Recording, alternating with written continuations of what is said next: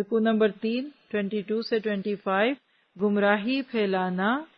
غور سے سنیے گا، بڑا نیا لفظ ہے آپ کے لیے. گمراہی پھیلانا گناہ جاریہ ہے. آج تک کیا سنا ہے؟ صدقہ جاریہ.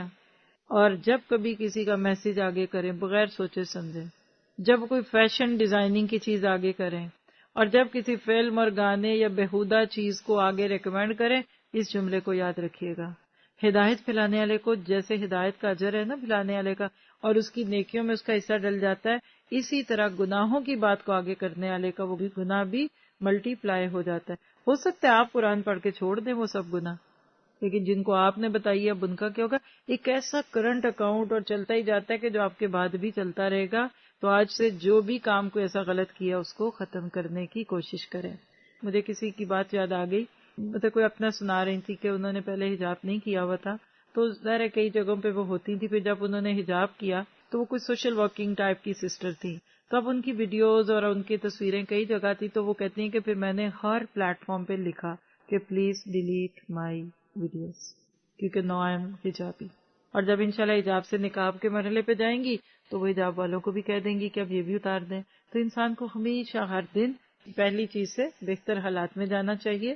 آئیے اب آیتوں کو دیکھتے ہیں. الہکم الہ واحد، تم سب کا معبود صرف اکیلا اللہ ہے. آخرت پر ایمان نہ لانے والوں کے دل منکر ہیں، وہ سب خود تکبر سے بھرے پڑے ہیں. تکبر کو دل سے کھرچیے. اور تکبر ابلیس کی بھی عادت تھی، خود کو بڑا سمجھنا اور دوسروں کو چھوٹا. جو میں کر سکتی وہ کوئی نہیں کر سکتا، جیسا میں کر سکتی ہوں ویسا کوئی نہیں کر سکتا.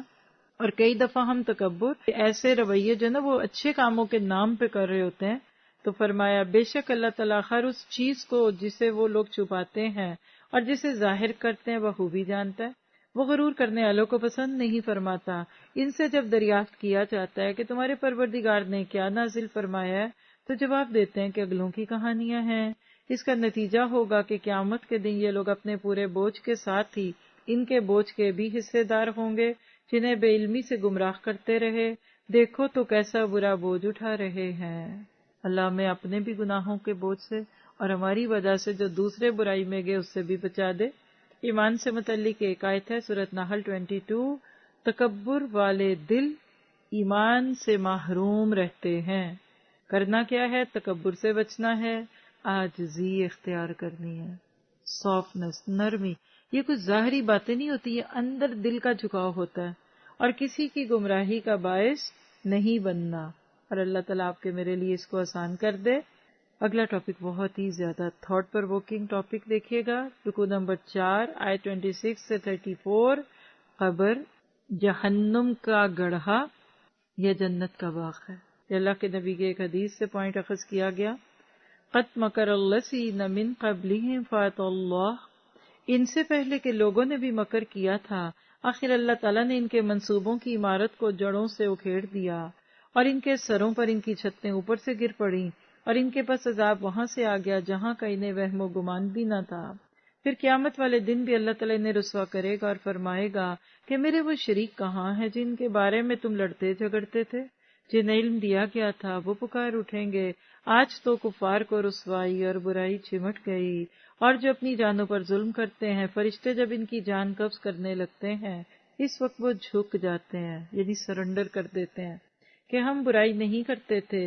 کیوں نہیں؟ اللہ تعالیٰ خوب جاننے والا ہے جو کچھ تم کرتے تھے.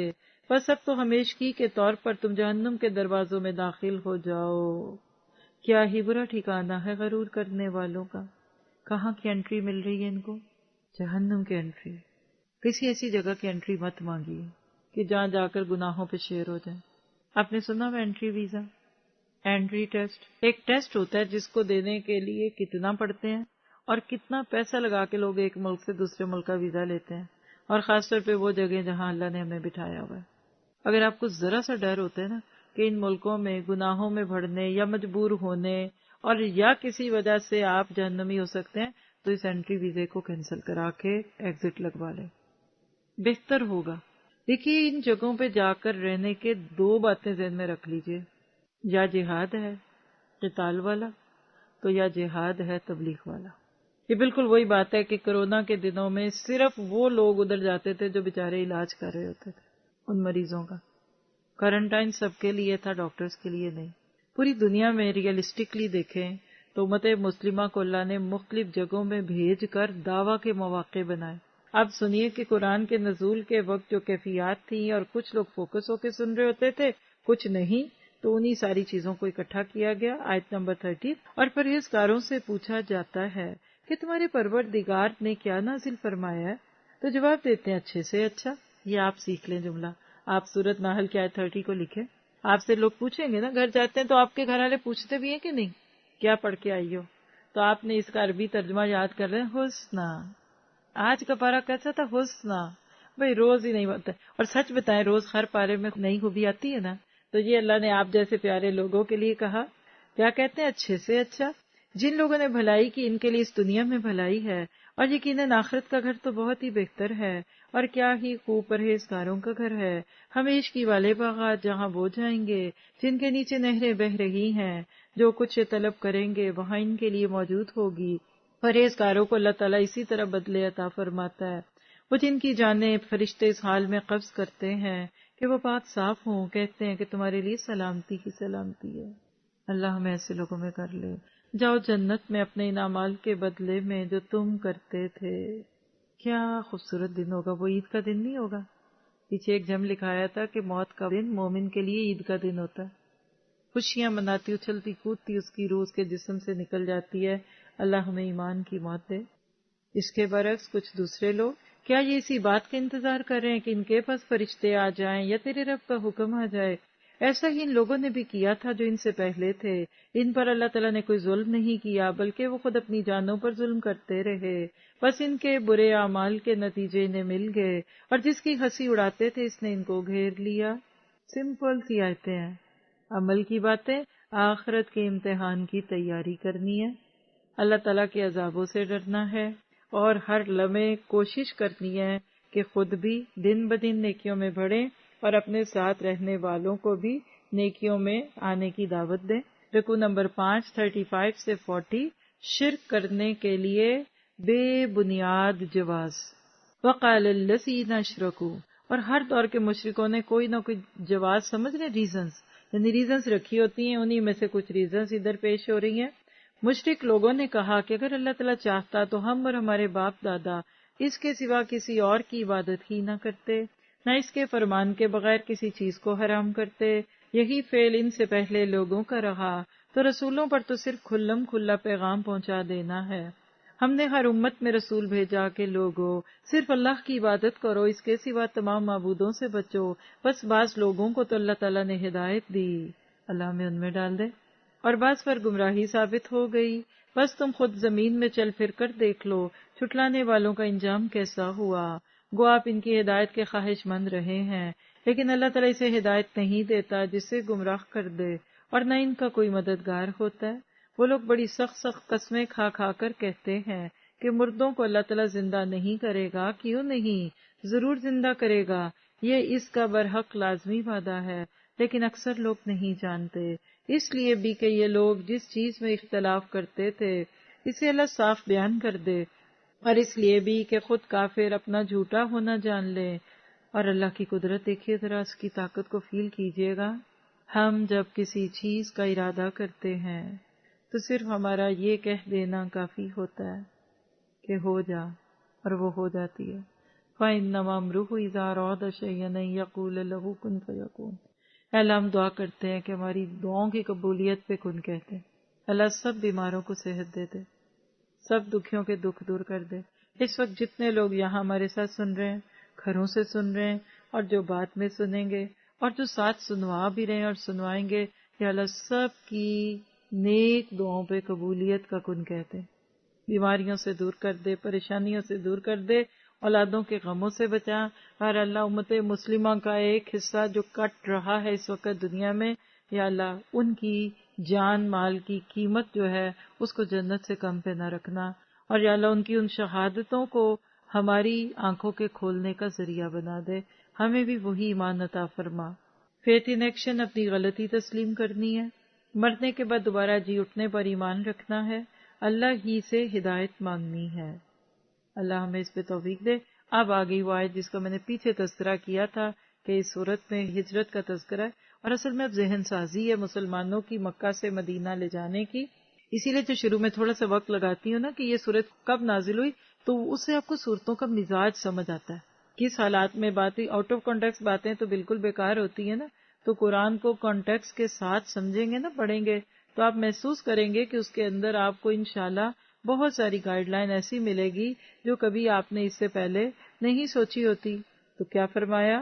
اللہ کی راہ میں ہجرت کی فضیلت 41 سے 50 رکو نمبر 6. والذین ہاجروا فی اللہ من بعد ما ظلموا، جن لوگوں نے ظلم برداشت کرنے کے بعد اللہ کی راہ میں ترک وطن کیا ہے، ہم انہیں بہتر سے بہتر ٹھکانہ دنیا میں عطا فرمائیں گے، اور آخرت کا ثواب تو بہت ہی بڑا ہے.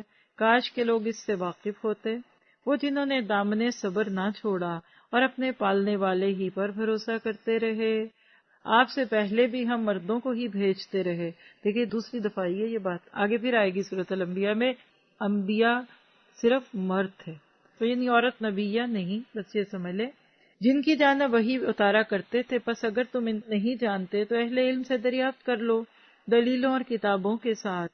یہ ذکر یعنی کتاب ہم نے آپ کی طرف اتارا ہے کہ لوگوں کی جانب جو نازل فرمایا ہے اسے کھول کھول کر بیان کر دیں، شاید کہ وہ غور و فکر کریں. آپ کو مجھے غور و فکر کی دعوت ہے.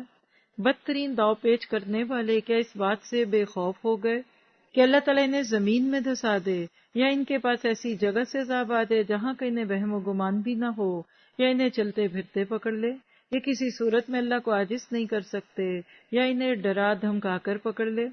پس یقیناً تمہارا پروردگار اعلیٰ شفقت اور نہایت رحم والا ہے. کیا انہوں نے اللہ کی مخلوق میں سے کسی کو بھی نہیں دیکھا کہ اس کے سائے دائیں بائیں جھک کر اللہ کے سامنے سر بسجود ہوتے اور عاجزی کا اظہار کرتے ہیں؟ یقیناً آسمان و زمین کے کل جاندار اور تمام فرشتے اللہ تعالیٰ کے سامنے سجدے کرتے ہیں اور ذرا بھی تکبر نہیں کرتے، اور اپنے رب سے جو ان کے اوپر ہے کب کب آتے رہتے ہیں، اور جو حکم مل جائے اس کی تعمیل کرتے ہیں. کون؟ فرشتے کب کب آتے ہیں. تو آپ کا میرا کیا کام ہے؟ آپ دیکھ رہے ہیں کہ یہاں ہجرت کا تذکرہ. ہجرت آسان نہیں ہوتی، پیچھے بھی تھوڑی بات کی. کرنے کے بعد پیچھے نہیں دیکھنا، یہ پیغام بھی پیچھے آیا. آپ کو مجھے زندگی میں اگر اللہ کے لیے کچھ چھوڑنا پڑے تو کیا کریں؟ چھوڑ دیجئے، آگے چلیے. چلتے جائیں گے، تھوڑی ہی دیر کے بعد اتنے خوبصورت مناظر آپ کے سامنے آئیں گے کہ آپ خوش ہو جائیں گے. تلخیوں شکایتوں سے اٹھ کر جینا بھی ایک ہجرت ہے. ایک ہجرت آج کے دور کی ہے جو ہمارے دماغوں میں آتی ہے، اور ایک ماضی کی. تھوڑا سا اس کا تقابل آپ کو دینا چاہوں گی. آپ دیکھیے کہ آج کے دور میں ایک ملک چھوڑ کر دوسرے ملک جانا اٹس نون. ایک شہر سے دوسری جگہ میں جانا اٹس ویری ایزی. آپ میں سے میں پوچھوں کہ امریکہ میں آپ جس وقت اٹلانٹا میں میرے ساتھ ہیں تو کیا آپ شروع میں ہی اٹلانٹا تھی؟ آپ کہیں گے نہیں. 90% لوگ کہیں گے ہم نیو یارک تھے، اور باقی میرا اہل جو رہ جائیں گے وہ کہیں گے ہم کہاں آئے سب سے پہلے مسلمان امریکہ میں؟ شکاگو. دو نام لیں گے نا. وہاں رہے، پھر ادھر آگے ادھر آگے، کوئی مشکل نہیں. آپ میں سے کسی کو کسی باہر کے ملک میں آئے کتنے سال ہوئے، کسی کو کم ہوئے، آپ سب جانتے ہیں. It's not a big deal. آپ کا سیل فون نمبر بھی ایون وہی رہتا ہے. میں نے پچھلے 12-13 سال سے اپنا ناروے کا نمبر نہیں بدلا، اور میرا لحاظ دنیا کے پاس جن کو میں جانتی ہوں ویسے ہی محاورتاً کہہ رہی ہوں سب کے پاس میرا نمبر بھی ہے. شوق فرمائیے، لے لیجیے. الحمدللہ کوئی بری بات نہیں ہے. ہم کون سے اتنے بڑے لوگ ہیں کہ اپنے آپ کو چھپا کر رکھیں. اچھا، آپ کے پاس کریڈٹ کارڈ آپ کا پوری دنیا میں چلتا ہے. آپ کا بینک اکاؤنٹ آپ دنیا کے کسی کونے میں رہیں چلا سکتے ہیں. آپ یہاں ایک شپر کو بلائیں اور وہ آپ کا سارا سامان بڑے پیار سے پیک کرے اور آپ کے دوسرے ملک میں جانے سے پہلے وہاں وہ سیٹ کر دیں. Is it possible? 100% پاسبل ہے. اتنی بڑی شپنگ کمپنی ہے، جدھر آپ نے چیز رکھی ہے وہ وہیں جا کے رکھیں گے. وہ پہلے آپ کی تصویریں کھینچتے ہیں، پھر پیک کرتے ہیں، پھر لے جاتے ہیں. It's not a big deal. ذرا سا ماضی میں جائیے. یہاں جس ہجرت کی بات ہے، مکہ سے مدینہ کی بات کر لیں، حبشہ کی بات کر لیں. اس وقت ایک جگہ کو چھوڑ کر دوسری جگہ جانا ویری ان نون. طوبیٰ للغرباء. آپ جب اس ملک سے نکلتے تھے نا تو کٹ آف. پیچھے کون جیا کون مرا نہیں پتا. آپ چلے گئے پیچھے، آپ کا گھر سارا ختم. یہاں تو لوگ وہ کیا سیل ایک لگاتے ہیں امریکہ میں، گیراج سیل، سمجھ لو وہ موو ہو رہا ہے، کہیں اور جا رہا ہے نا. ان بیچاروں کے تو گھر بھی وہیں تھے. سب وہیں رہ جاتا تھا. اب ذرا سا اس کو دل پہ ہاتھ رکھ کر پوچھئے کہ آپ آج کے دور میں جب کہ وہ سارے حالات ہوں ہجرت کرنے کو تیار ہیں؟ اور وہ ہجرت بھی اللہ کے لیے. آج لوگ پڑھنے کے لیے ہجرت کرتے، شادیوں کے بعد بچیوں کی وداعی ہوتی ہے، وہ سسرال کے گھر میں چلی جاتی. میاں صاحب کی جاب پہ ہجرت ہے، بچوں کی تعلیم پہ ہجرت ہے، اچھے لائف سٹائل کے لیے ہجرت ہے.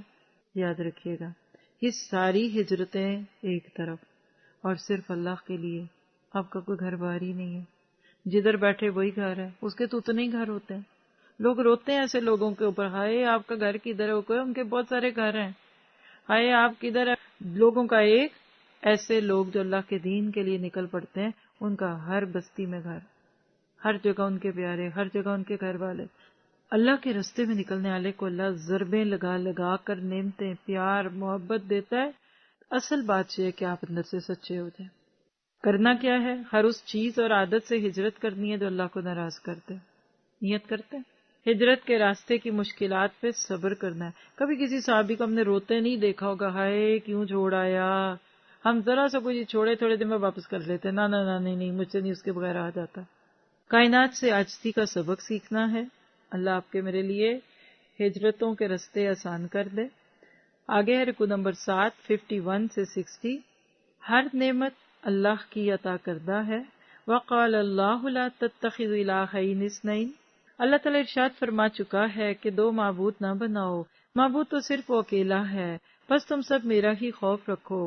آسمانوں اور زمین میں جو کچھ ہے سب اسی کا ہے، اور اسی کی عبادت لازم ہے. کیا پھر تم اس کے سوا اوروں سے ڈرتے ہو؟ تمہارے پاس جتنی بھی نعمتیں ہیں سب اسی کی دی ہوئی ہیں.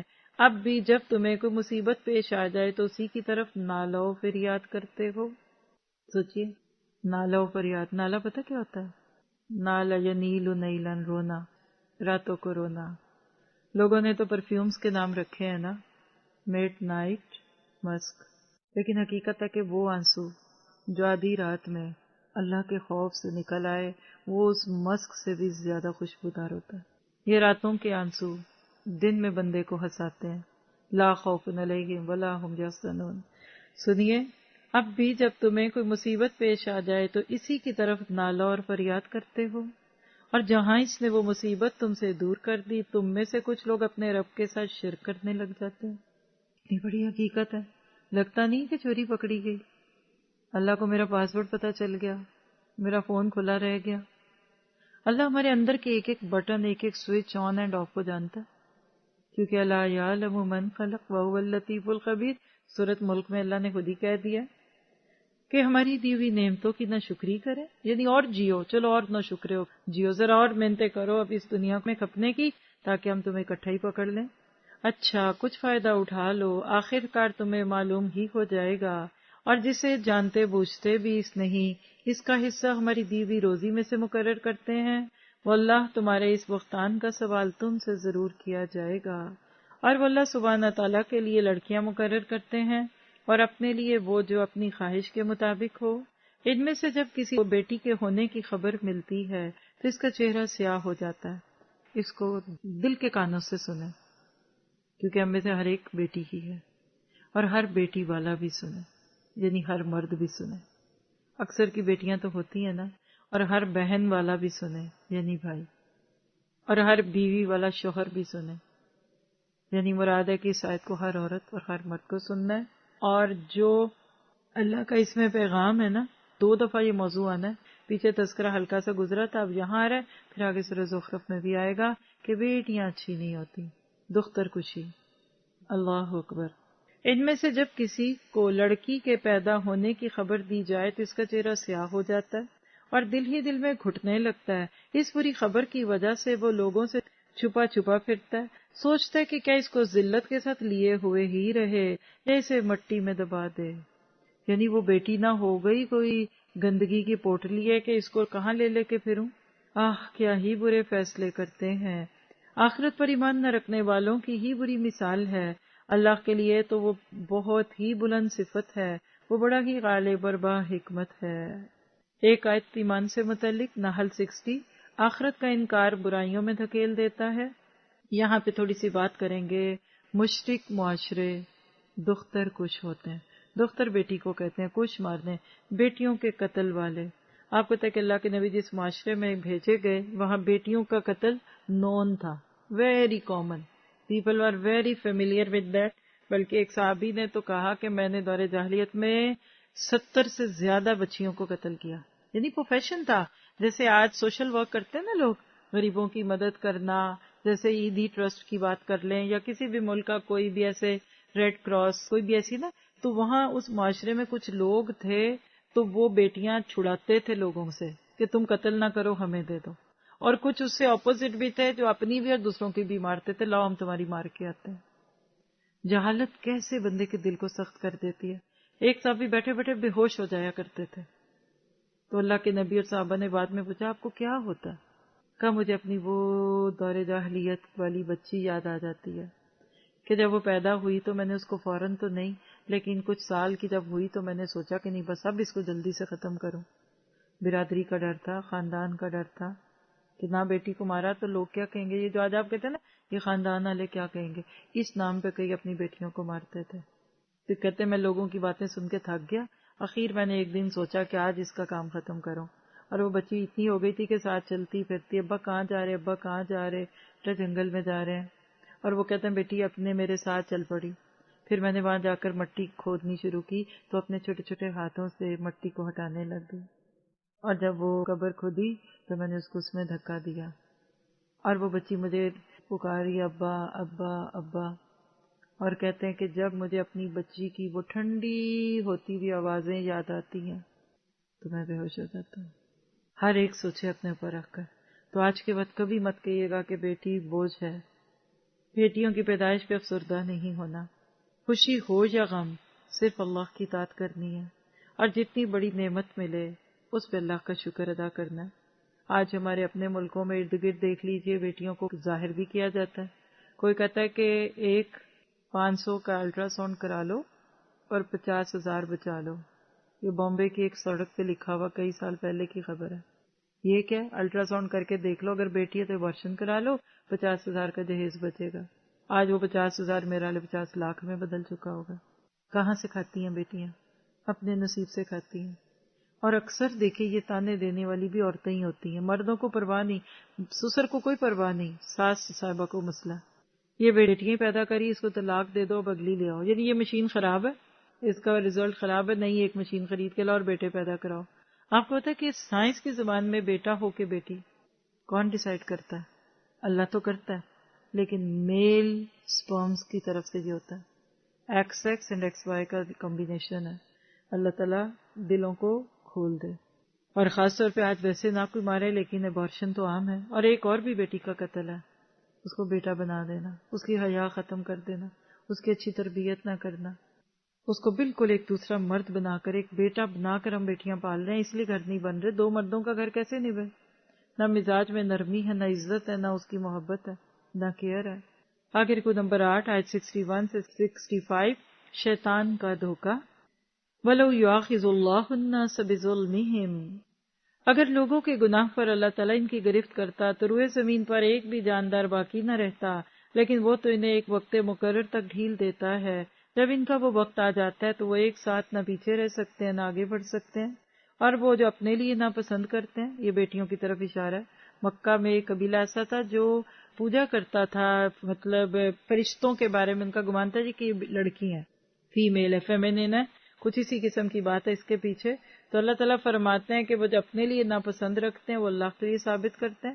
یعنی اپنی بیٹیاں اچھی نہیں لگتی اور فرشتوں کو تم اللہ کی بیٹیاں بناتے ہو. اور ان کی زبانیں جھوٹی باتیں بیان کرتی ہیں کہ ان کے لیے خوبی ہے. نہیں، دراصل ان کے لیے آگ ہے اور یہ دوزخیوں کے پیش رو ہیں. واللہ ہم نے آپ سے پہلے کی امتوں کی طرف بھی اپنے رسول بھیجے، لیکن شیطان نے ان کے اعمال بد ان کی نگاہوں میں آراستہ کر دیے.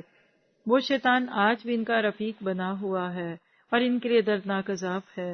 اس کتاب کو ہم نے آپ پر اس لیے اتارا ہے کہ آپ ان کے لیے ہر اس چیز کو واضح کر دیں جس میں وہ اختلاف کر رہے ہیں، اور یہ ایمانداروں کے لیے رہنمائی اور رحمت ہے.